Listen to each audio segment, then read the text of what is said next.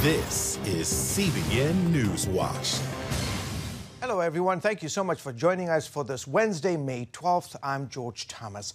Today, intense fighting in Israel with Prime Minister Benjamin Netanyahu warning Hamas and other terror groups they will pay a heavy price for their attacks. And what role is Iran playing in all of this? Here at home, long lines at the gas stations along the eastern U.S. as that major pipeline hit by a cyber attack. All of that remains shut down. Political battles in our nation's capital over the future of Liz Cheney in the House Republican leadership. And an election bill that Democrats say protects voting rights, but Republicans call a Democratic power grab. And he's the 9-year-old singing sensation who has thrilled our nation. We'll hear from the amazing Dorsey Johnson. Those stories and much more today on Newswatch. We begin, though, with the fighting in Israel today. After an unprecedented rocket attack on the central and southern parts of Israel, Prime Minister Benjamin Netanyahu promised Hamas and other terror groups inside Gaza would pay a heavy price. As Chris Mitchell reports from Jerusalem, Netanyahu also told Israelis the campaign against these rockets would last a long time. In the heaviest fighting since 2014, Hamas and other terror groups fired more than 1,000 rockets within a day and a half. It's the largest ever rocket fire on South and Central Israel. The rocket salvos and the interceptions by the Iron Dome anti-missile system lit up the night sky over Tel Aviv in what looked like a Star Wars battle. Israel suspended flights from David Ben-Gurion Airport for an hour when rocket fire hit nearby. During the day, the skies over southern Israel witnessed the aerial battle between the rockets and the Iron Dome. The Israel Defense Force says the Iron Dome has shot down more than 90% of the rockets. 5 Israelis have been killed by the rocket fire. All of these rockets were fired from densely populated civilian areas in Gaza by terrorists, blatantly disregarding human life and security of Palestinians and aiming to kill Israeli civilians. We are responding to Hamas's aggression by firing rockets at Israel, at our capital, and by forcing more than 1.5 million Israeli civilians into shelter. In a campaign called Guardians of the Wall, Israel launched more than 500 surgical airstrikes to stop the rocket fire. Israeli Defense Minister Benny Gantz said they have many more targets to hit. 35 Palestinians have died in the attacks. The IDF says most of those were involved in the rocket attacks. The IDF has also killed several leaders of Hamas and Palestinian Islamic Jihad. They toppled this building, housing Hamas offices. Israeli Prime Minister Benjamin Netanyahu met with Israel's security cabinet. The conclusion of the meeting is to increase even more the force of the strikes and also the rate of the strikes. Hamas will now receive blows that it did not expect, and I know that this also involves patience and a certain sacrifice on your part, citizens of Israel. Hamas vowed to keep fighting, and its leader Ismail Haniyeh said it shifted the balance of power. The Palestinian Islamic Jihad posted a video thanking Iran for the new Badr 3 missile. Another sign Iran is directly involved in this conflict. Last year, Iran's Supreme Leader Khamenei admitted for the first time his country was supplying weapons. He said Iran realized Palestinian fighters' only problem was lack of access to weapons. The worst riots in more than 20 years rocked Israeli towns like Lod when Israeli Arabs rioted, burned synagogues, and set fire to dozens of cars. Israel declared a state of emergency, and the mayor called it a civil war. The U.S. State Department weighed in on the conflict. Israel has the right to defend itself and to respond to rocket attacks. The Palestinian people also have the right to safety and security, just as Israelis do. And Chris Mitchell joins me now from Jerusalem. Chris, we've been asking you over the last couple of days, where do you see this heading? Well, for one thing, George, I see it escalating. Right now, Israel is moving more troops to the border. Israeli Defense Minister Benny Gantz says they won't stop until there's complete quiet. There have been attempts at mediation by Egypt right now, but it might be too late for Israel because they want to agree that they would do what they can to stop these rocket attacks from Hamas and others. They really want to strike a severe blow to Hamas right now. And yet, I think, George, they want to stop short of a ground invasion. They know how hard it is to go into the Gaza Strip. It's very difficult urban warfare. You were there on the border in 2014. You were inside Gaza in 2014, George. You know what it's like in there. So it's very difficult. So I think they're going to do all they can to limit Hamas's ability to fire these rockets, yet stop short of a ground invasion. Chris, you mentioned Iran's role in this in your piece. Dig deeper in terms of how are they involved directly in the fighting? I think that's very important to realize, George, the Iranian involvement in this. As you saw, the spokesman for the Palestinian Islamic Jihad, he thanked Iran for these new kind of missiles, Badr 3 missiles. They carry a warhead of almost 500 pounds. They're very, very deadly. They're very accurate as well. And Iran has been funding and smuggling for years these weapons inside the Gaza Strip. They can go through Yemen and Sudan. And these Palestinian groups really need Iran's help to get the kind of weapons they want against Israel. They also been transferring technology. So many times these Palestinian groups can build their own missiles. And so to a certain degree, really, right now, you're seeing a proxy war by Hamas, Islamic Jihad, and these other terror groups against Israel. And this is the same country that's negotiating with the United States in Vienna and trying to reduce the sanctions and renew the nuclear deal. The question some people here are asking, why reduce the sanctions if you have a regime like Iran funding these Palestinian terror groups inside Gaza so they can attack Israel? Chris, right before this all happened, there were riots in various Israeli towns. My understanding is that Israelis are more concerned about the riots than they are about the rockets coming from Gaza. How come? I'll give you an example, George. I talked to my neighbor this morning, and I asked him about it. He says, you know, the really thing that surprised him and alarmed him is this idea of the Israeli Arabs coming against many of these places, like Lod. They called it a Kristallnacht in Lod, referring to what happened with the Nazis and when they burned synagogues. Now, these Israelis, Arabs, have burned synagogues there and businesses. Israelis, they expect the rocket fire. They're not expecting Israeli Arabs to rise up. They're concerned about a fifth column inside Israel. Very serious problem. And that's why Israeli Prime Minister Benjamin Netanyahu is sending massive forces inside Israel to this place called Lod, which is an Israeli Arab town. They really can't afford this internal danger. They're fighting this external danger from the Gaza Strip. They can't afford this inside fifth column, possibly. Yeah. Chris, real quickly, what does this mean for Netanyahu? He was on his way out. He was on his way out right now, and it looks like the so-called change bloc that wanted to replace him is not going to be able to put a coalition together because they had to agree to an Arab party. That's not going to happen. Right now, it looks like Israeli Prime Minister Netanyahu will be in office for the remaining several weeks, perhaps, as far as this goes. But right now, we're not seeing any change in the government just yet. Chris, as always, thank you so much for that report, and please continue to stay safe. Coming up, here at home, long lines at gas stations in the eastern part of the country, with more than 1,000 stations in the southeast reporting that they're running out of fuel after hackers shut down the pipeline that delivers about 45% of the fuel used on the East Coast. We'll have that story and much more of today's top stories when we come back. Stay with us.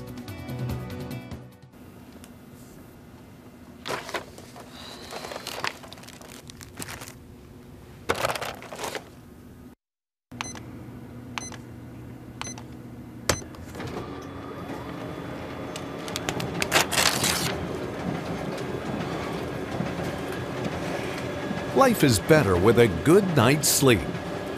Get your free DVD or booklet of Protect Your Sleep today. I'm Ephraim Graham, and this is Studio 5. Cruise with me as I discover the good things happening in the world of music, sports, television, and movies. The fact that Ryan Coogler was going to be directing the film, I knew that something special was going to happen. We'll chat with artists at the forefront of entertainment and explore the connection between popular culture and faith. I asked my pastor, I said, well, does that mean I'm supposed to be a preacher? He says, well, no, you already have a pulpit. Wednesday night at 8:30 on the CBN News Channel. Remember for a moment what it was like to be a child. You believed every story you were told. You saw a world full of endless possibilities. What stories will the world's orphaned and at-risk children believe? We believe the Bible tells the only story truly worth believing. We believe that every child should have the opportunity to dream, the chance to take challenges and turn them into possibilities, the chance to stand on the promises of God, to recognize their place in the greatest story ever told. They have their whole lives ahead of them. Theirs is a world of endless possibilities. They are looking for a story to believe. We will tell them that story. Will you join us?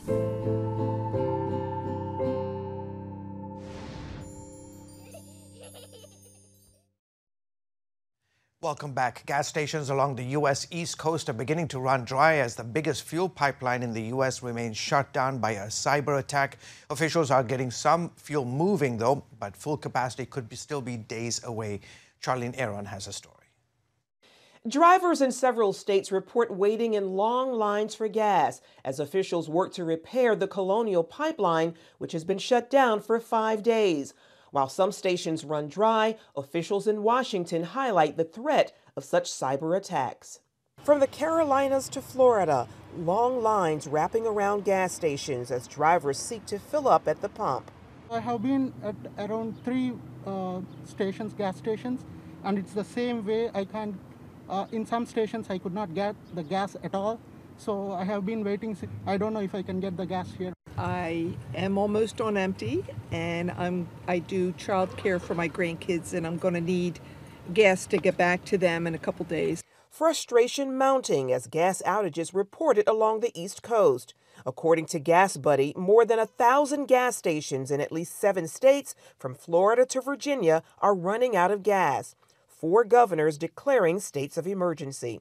Officials warning against panic buying, which threatens supplies. Much as there was no cause for, say, hoarding toilet paper at the beginning of the pandemic, there should be no cause for hoarding gasoline. Across the Southeast, demand for gas is up 40%. Nationwide, prices at the pump inching up too, hitting $2.98 a gallon, the highest in 6 years, and it's expected to rise higher. This after a gang of Russian hackers called DarkSide struck a major pipeline for ransom. The Colonial Pipeline is 5,500 miles long, providing 45% of gas, including airline fuel to the east coast of the country. In a congressional hearing Tuesday, members of the Homeland Security and Government Affairs Committee highlighted the dangers of such an attack. This is potentially the most substantial and damaging attack on U.S. critical infrastructure ever. Colonial hopes to restore the pipeline network before the end of the week, but says it will take days to get it back up and running. The shortages come as AAA expects some 37 million Americans to travel this Memorial Day weekend, up 60% from last year. And experts say if the Colonial Pipeline is restored soon, gas should be flowing in time for the holiday. Charlene Aaron, CBN News. Thank you, Charlene. In Washington, Republicans in the House of Representatives are expected to remove Liz Cheney from her leadership position today. Cheney is the number 3 Republican in the House. She has repeatedly criticized President Trump's claims that the election was stolen. But other Republicans say they need to focus on next year's congressional elections when they can retake the House. Being silent and ignoring the lie emboldens the liar. For us to win in 2022 and 2024, we need everybody. Politico reported that Republican unhappiness with Cheney has grown, and now even Republicans who voted to impeach President Trump are angry with her. A major Democratic bill to change voting laws across the country wasn't able to win in a key Senate committee vote on Tuesday. The Senate Rules Committee split 9-9 on the bill called the For the People Act. So the bill won't advance for now, at least, but Democrats aren't giving up on it. It would be the biggest overhaul of election laws in a generation. The measure is a top priority for Democrats, but Republicans strongly oppose it, arguing Democrats are trying to change the laws to help them win elections and stay in power. Democrats say it's about expanding access to voting. The bill before this committee has a very simple premise: make it easier, not harder, to vote. S1 would nullify many of these voter suppression laws and protect the rights of American voters. The Democratic Party, on its own, wants to rewrite the ground rules of American politics for their benefit. We all know that's what this is about. Although the bill failed in committee, Majority Leader Chuck Schumer can still try to use a special process to move it ahead. Still ahead on the lighter side, it's a romantic story with themes of faith and forgiveness from Ireland in a movie called Finding You. We'll bring you a look when we come back.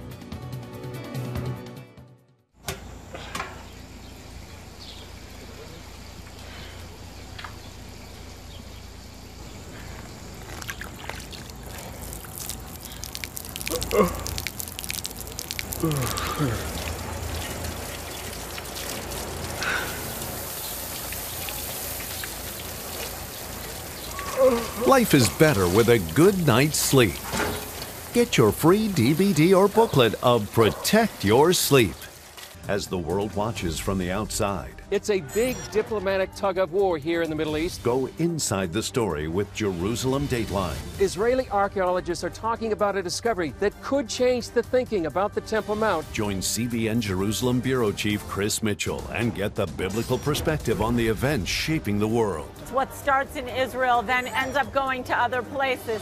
Watch Jerusalem Dateline Friday night at 8:30 on the CBN News Channel.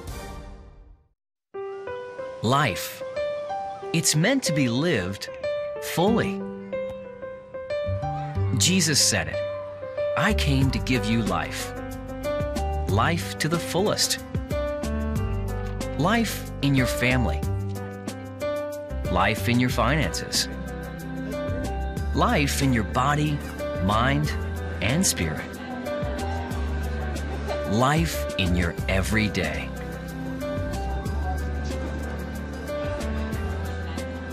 At CBN.com, we're taking what Jesus said seriously. We're here to help you discover life. Life. Live it fully. CBN.com.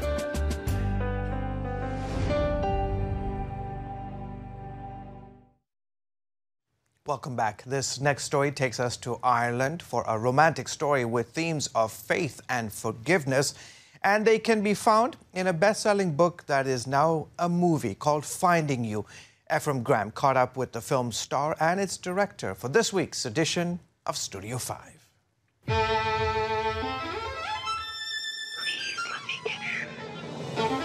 Your technical execution is brilliant, but there's no passion in your playing. So much for prayers. Maybe what you need is a change of scene. So, Rose, you are Finley. What is it about her that you like most? Ooh, great question. You know, nearing the middle of the film, she's starting to really open up and she's very willing to try new things and experience new cultures and new adventures and all of this stuff. And she becomes very open to whatever Beckett has in mind. And I love that and I envy that. And I would love to be able to walk away. And I think I did walk away from the film with a real passion for trying new experiences and doing something new. I'll be staying here for the next few months while we film.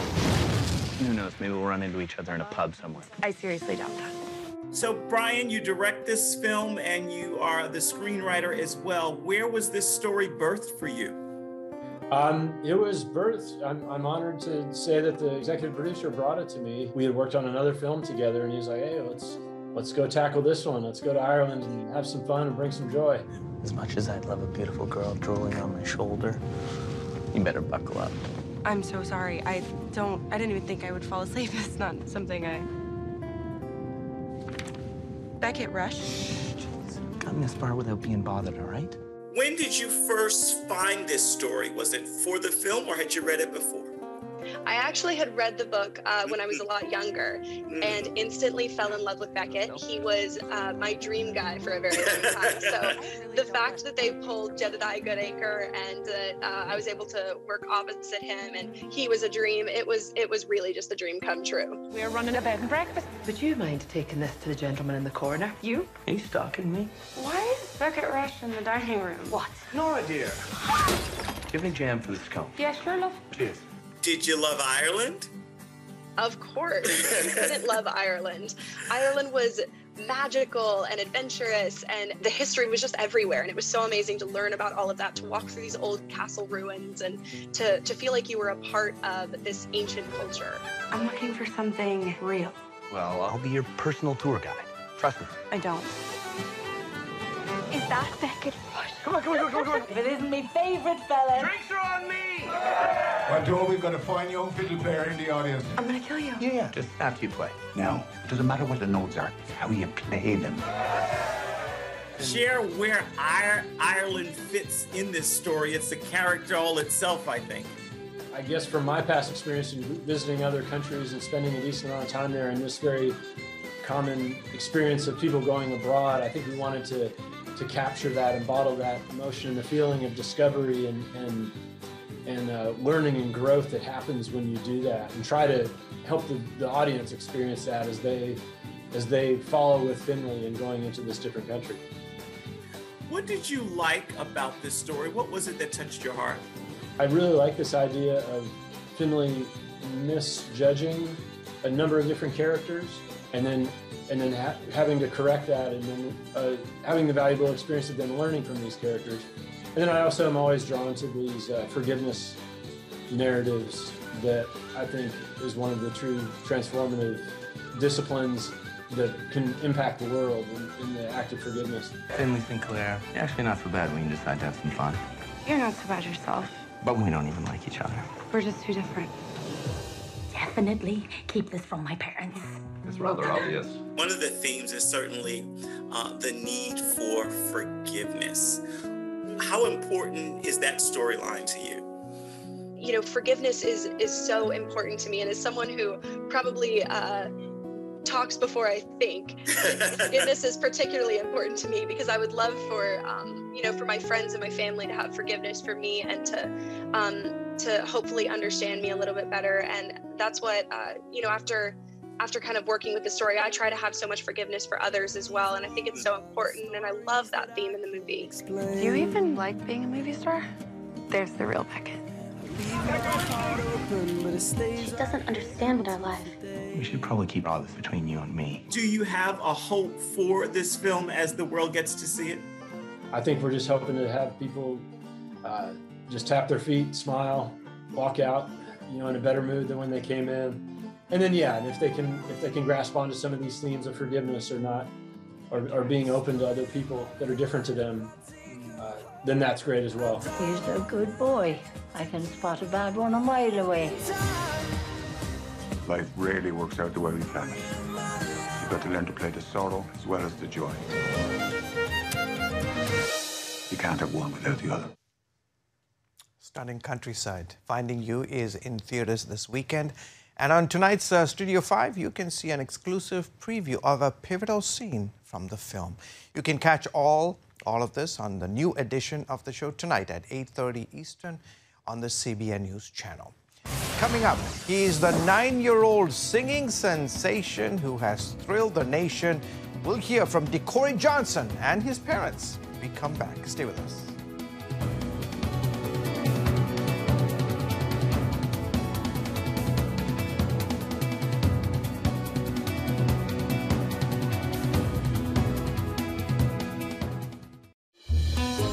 Daddy?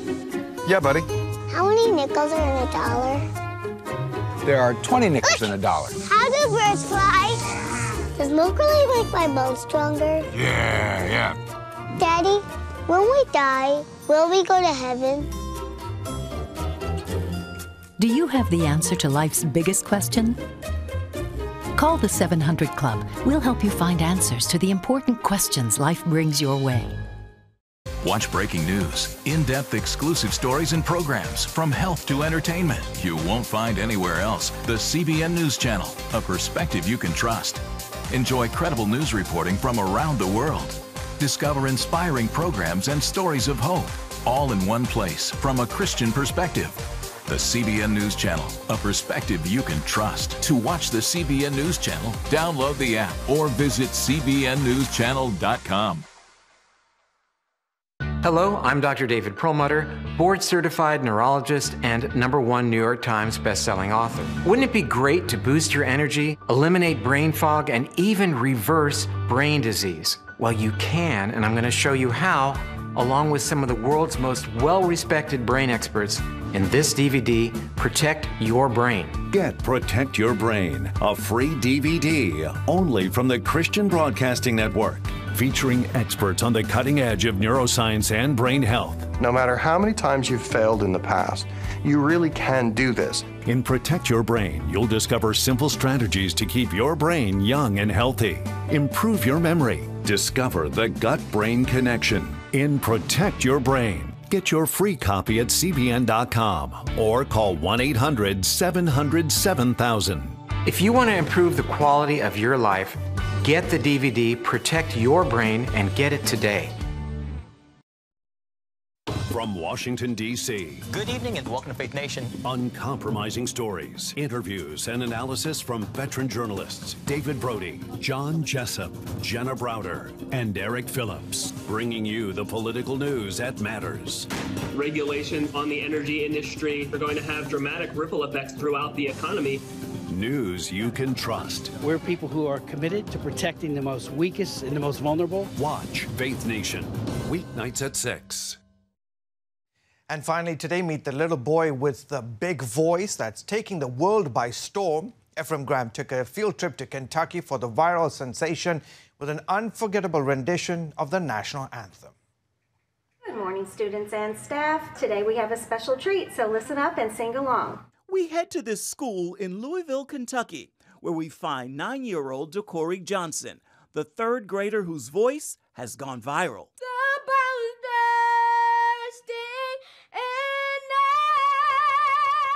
For his performance of the national anthem in celebration of his school reopening to in-person learning.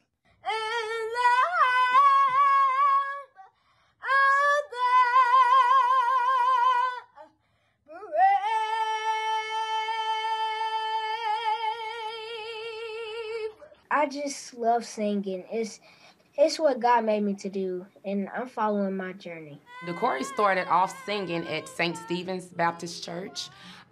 He was a little bitty thing, and he would hum along to the song, and he would raise his hand and praise the Lord. I never got to sing a national anthem before, but now they want me to sing it at a baseball and a football and at a school and everywhere, and I'm like, oh my Jesus! Broad stripes and bright star. Oh my Jesus! That's awesome. Beautiful voice. Okay, well, folks, that's it for this edition of CBN NewsWatch.